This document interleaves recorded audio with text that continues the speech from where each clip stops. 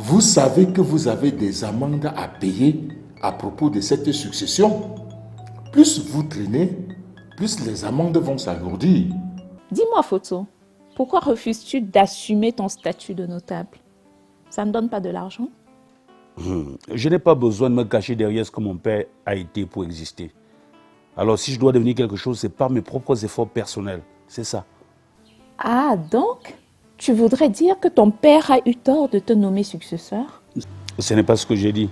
Mon père avait sa philosophie et moi j'ai la mienne. Tu veux qu'on te prenne la main dans le sac avant que tu acceptes que tu es un amant? Tu as peur.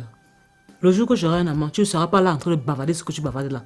Tu vas toi-même le constater. Tu me prends pour le plus gros des imbéciles ou quoi? J'ai entendu sa voix et je t'ai vu paniquer quand tu as pris le téléphone, madame. Si je comprends bien, tu veux dire que Photo devrait retourner au village pour succéder à son père?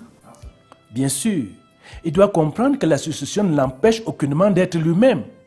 Il doit apporter sa touche, sa marque, pour continuer les œuvres de ses ancêtres là où ils l'ont laissé. Tu ne peux pas dire ça.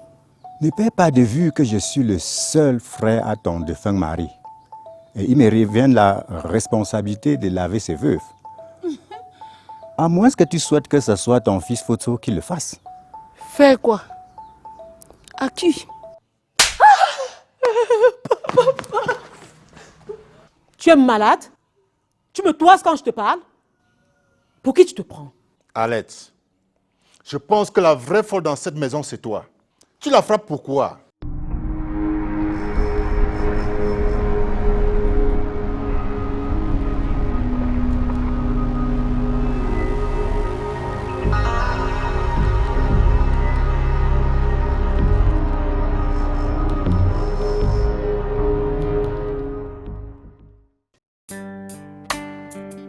Respectons la dernière volonté.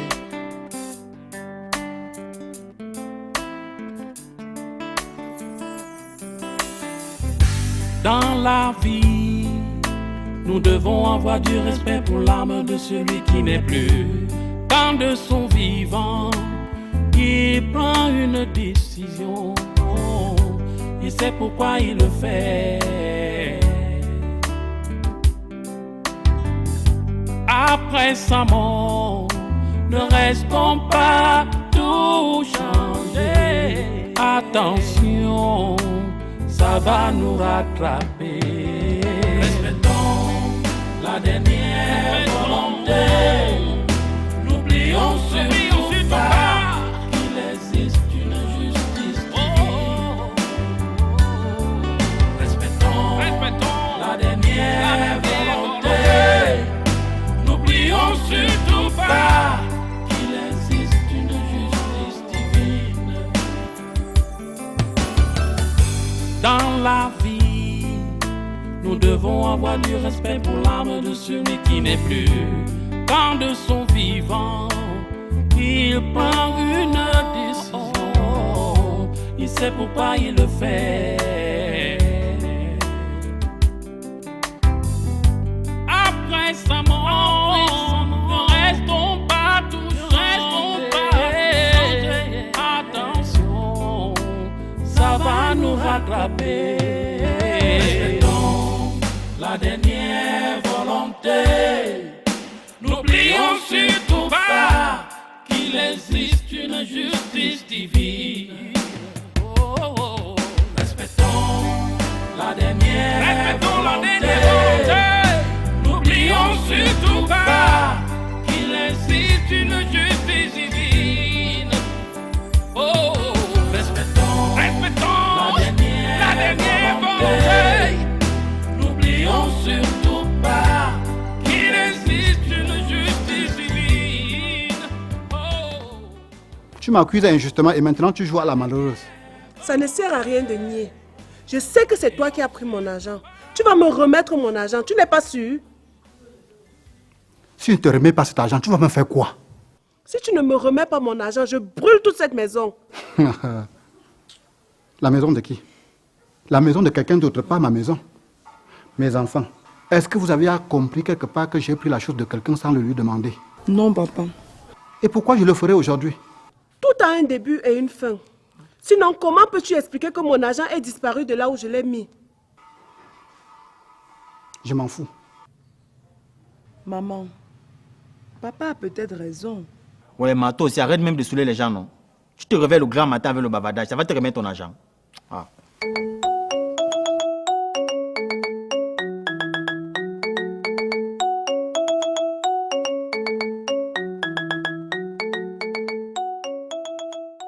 Maman Fo, ça fait longtemps que je t'ai dit que tes larmes ne serviront à rien. Le chef est formel. Il ne veut plus voir cette concession sans successeur.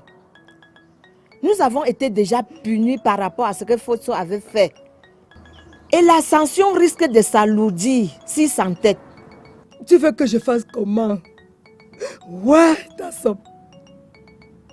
Ouais. Nous devons agir vite.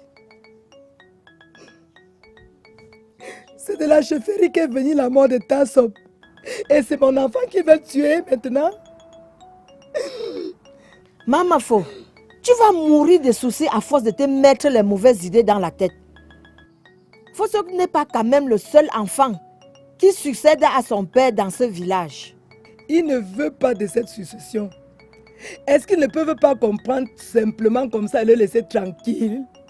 Malheureusement, on ne peut plus faire marche arrière.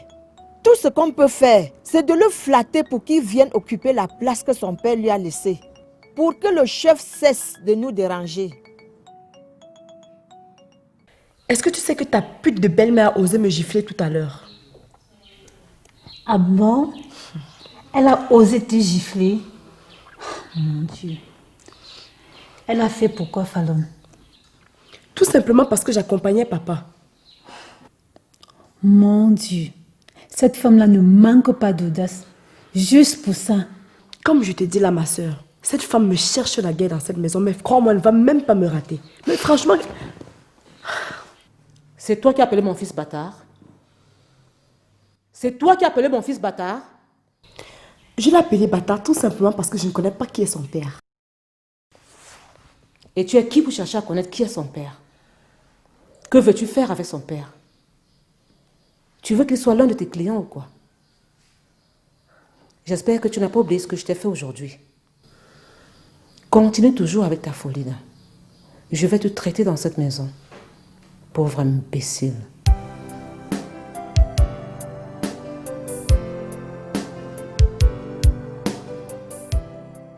Elle croit m'intimider avec ça. Nous allons nous traiter, madame. N'importe quoi.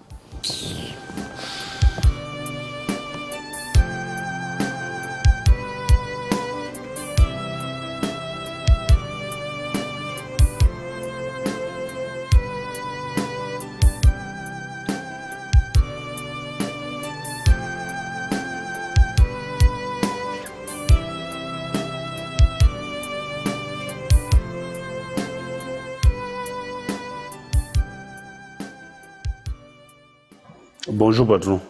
Bonjour, monsieur Fotso. Comment tu vas? Un peu bien, patron. Faut chauffer le moteur, on va partir. Hein?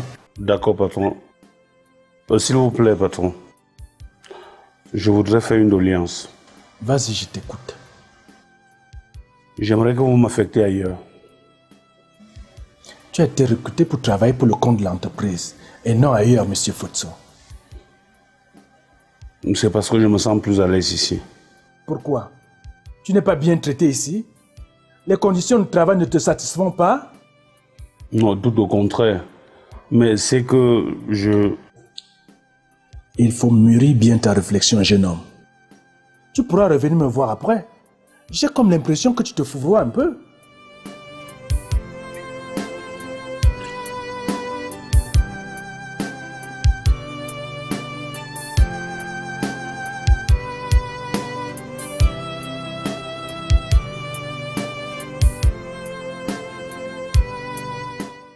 Ah, cher ami, c'est bon.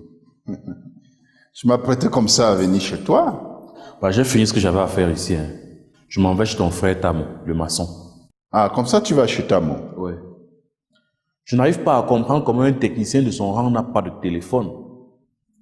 Oh, laisse mon petit frère comme ça. Lui seul sait là où il veut mener sa vie. Comment va la maison? Ça va. Sauf fasciné avec ses dérives, bien sûr. Celle-là, elle ne changera jamais. Hein. Mon frère, figure-toi même que ce matin, juste parce que ma fille Fallon a demandé à sortir avec moi, elle a frappé. Ça ne me surprend pas venant d'elle. Si elle a failli t'assassiner à t'assommant avec un pilon, j'imagine le pire avec tes filles. Oh. Il m'arrive des fois de regretter d'avoir celle-là pour épouse. Tu avais signé pour le meilleur et pour le pire. Donc, ce n'est qu'à toi seul de trouver une solution pour ton problème. Quel calvaire, mon frère. Allez, à tout à l'heure. À la prochaine.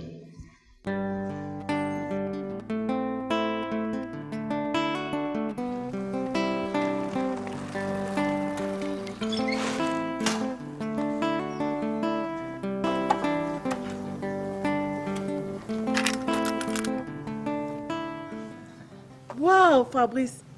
Qui t'a donné cette moto? Ma, tu te souviens de l'affaire dont je t'ai parlé là? Ouais, ça a payé. C'est ça qui m'a permis d'avoir la moto. Donc c'est ton affaire là. C'est bien ça, mon fils. Tu commences déjà à te comporter comme un vrai homme. Félicitations, grand frère. Mais elle ne m'a pas l'air neuve. Écoute, petite sœur, l'argent que j'ai eu ne m'a pas permis d'avoir une moto toute neuve, ok? Qu'elle soit neuve ou pas, c'est très bien, mon fils. Ça va te permettre un peu de t'occuper. Il faut montrer cette moto à ton père. Lui qui a l'habitude de dire que je vous donne une mauvaise éducation, là. J'ai compris, maman. Tu as vu, petite sœur, ta bouche que tu me sors ici. On a préparé? Bien sûr. Toi, quand est-ce que tu vas trouver aussi un travail? Oh maman, il faut toujours que tu fasses la comparaison entre nous. Ah. Maman, je voudrais qu'on arrête le petit jeu auquel on se livre depuis. Syria, mais... Tu me montres mon père où je te tue et je me donne la mort par la suite. Tu veux me tuer, Syriac? Tu veux tuer ta mère? Celle à qui tu dois tout? Celle qui t'a tout donné? Ne me dis pas que tu as arrêté du caractère criminel de ton père. Ne me dis pas que tu donnes raison à celui-là qui a voulu te tuer. Moi, je t'ai protégé jusqu'à aujourd'hui. Alors j'ai compris. Tue-moi, Syriac. Tue-moi. Mais qu'est-ce que tu attends? Vas-y, tue-moi. Tu me déçois. Tu me déçois énormément.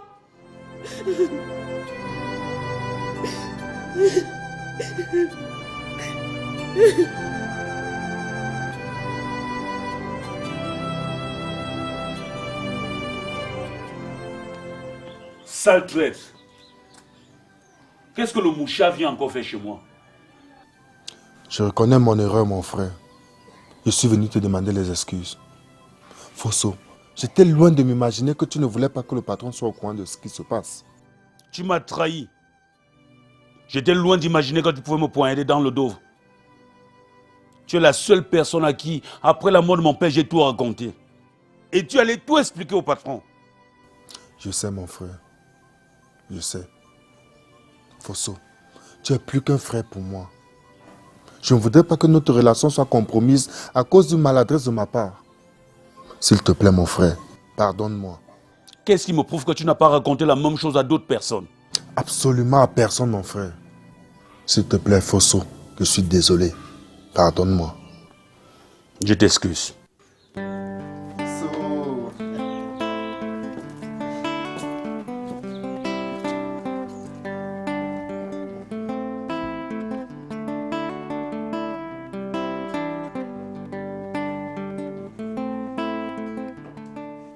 Fosso m'a dit qu'il souhaiterait être affecté ailleurs.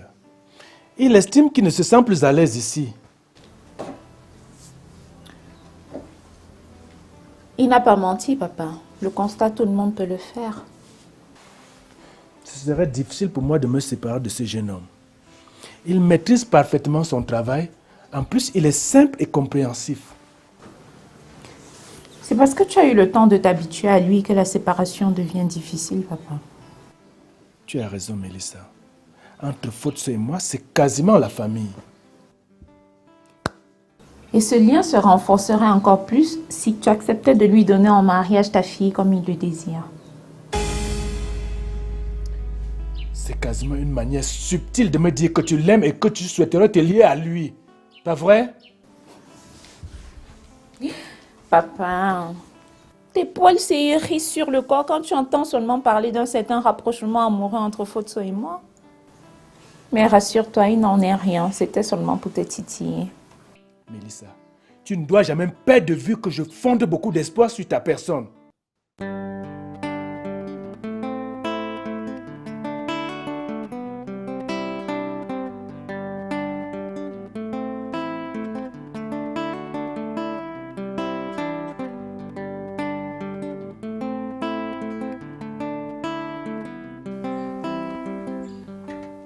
Qui a cette moto? C'est ma moto, papa. Comment c'est pour toi? Je l'ai acheté pour me débrouiller. Tu as... Je l'ai acheté pour me débrouiller. C'est bien de l'avoir acheté pour te battre. Mais dis-moi où est-ce que tu as eu l'argent? Pardon, laisse l'enfant là tranquille. L'enfant là se bat et décide d'acheter une moto pour se débrouiller. Au lieu de l'encourager, toi tu viens lui poser des questions bêtes. Écoute-moi bien. Je ne dois pas accepter que tu me parles sur ce ton, madame. Depuis un bout de temps là, tu exagères. Et je ne dois pas te laisser faire. Tu le mérites, monsieur. Tu le mérites. On ne te doit aucun respect dans cette maison. Sinon, tu ne peux pas être traité différemment. Les nourrir, non. Les soigner, non. Les vêtir, non. Et toi, tu penses qu'il va te respecter dans cette maison? Donc, demander à mon enfant qui ne fait rien où est-ce qu'il a pris l'argent pour acheter une moto, c'est être jaloux. Oui, monsieur. Au lieu de l'encourager, tu es en train de le jalouser. Moi, je suis jaloux. Toi, Tam, tu es jaloux. Ouais, calmez-vous même, non?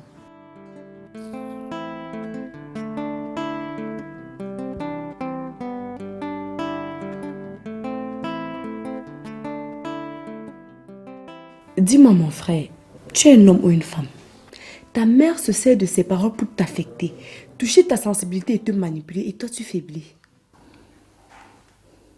Ne te mêle pas de cette affaire. Ça ne te concerne pas. Tu as peut-être raison. Mais je voudrais que tu saches qu'il est impossible de vivre dans l'ignorance totale de l'identité de son père et couper tout lien avec lui. Où qu'il soit, quel que soit ce qu'il est, il est ton père syriaque. C'est lui qui t'a donné la vie. Au contraire, mon père ne m'aime pas. Il ne m'a d'ailleurs jamais aimé. Qu'est-ce que tu en sais? Tout ce que tu prétends savoir de ton père t'a été rapporté par ta mère. Et si ta mère, pour une raison ou une autre, n'aime pas ton père, tu crois qu'elle pourra bien te parler de lui? Non. Ce que je te conseille de faire, c'est de tout faire pour rencontrer ton père et avoir sa version des faits. Ce n'est que de cette façon que tu pourras avoir une idée plus précise de son état d'esprit et ses élans de cœur vis-à-vis de toi. C'est vrai que je n'ai pas toujours été d'accord avec la façon dont tu me traites. Mais je pense que là, pour une fois, tu as raison.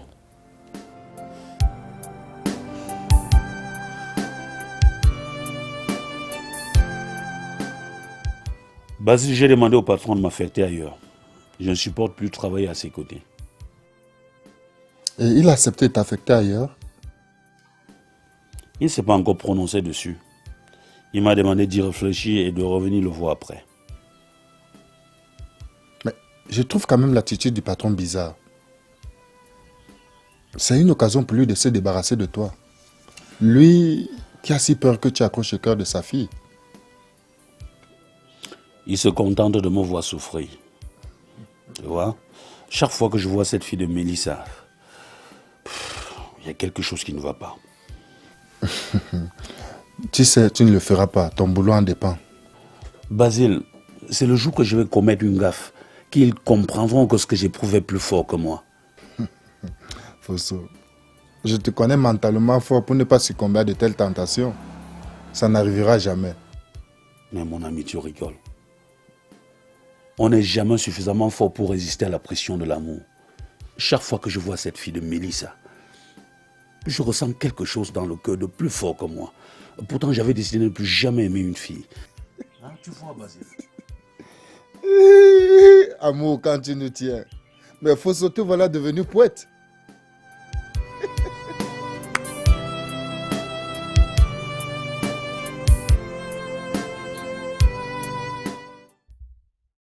C'est comment, mon petit? Ah, ça va bien, grand. Tu fais déjà la moto? Je ne suis qu'à mes débuts. Ok, et ton père, il est là? Hein? Oui, il est là, il est là.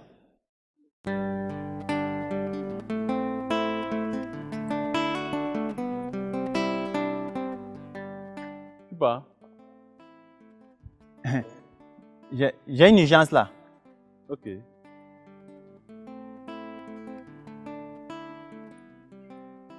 Ah, monsieur Tamo. Ah, monsieur Tamo.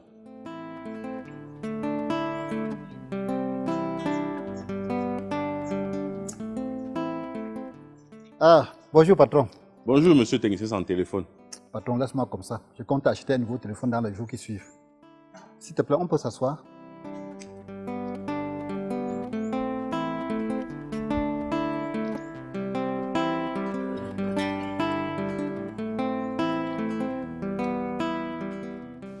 Mala. Mala. Mala. Oui, qu'est-ce qu'il y a?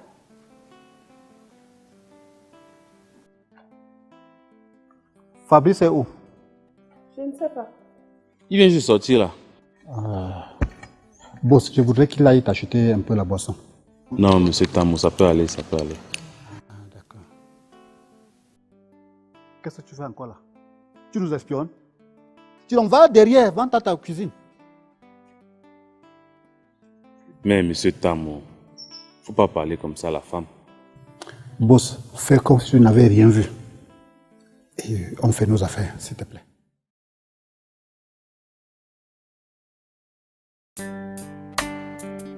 Respectons la dernière volonté.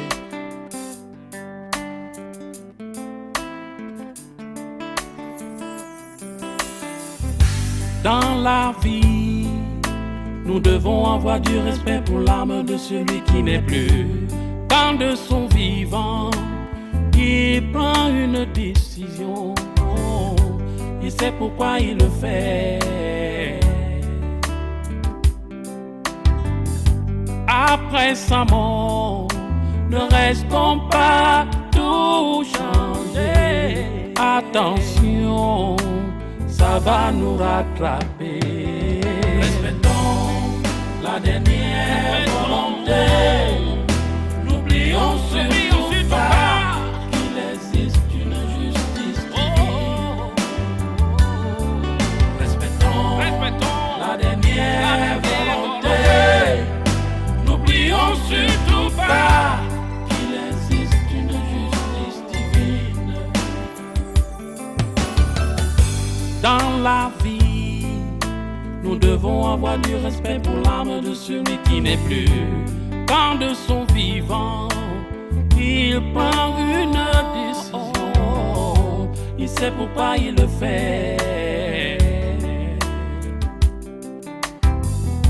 Après sa mort, ne restons pas tous changés.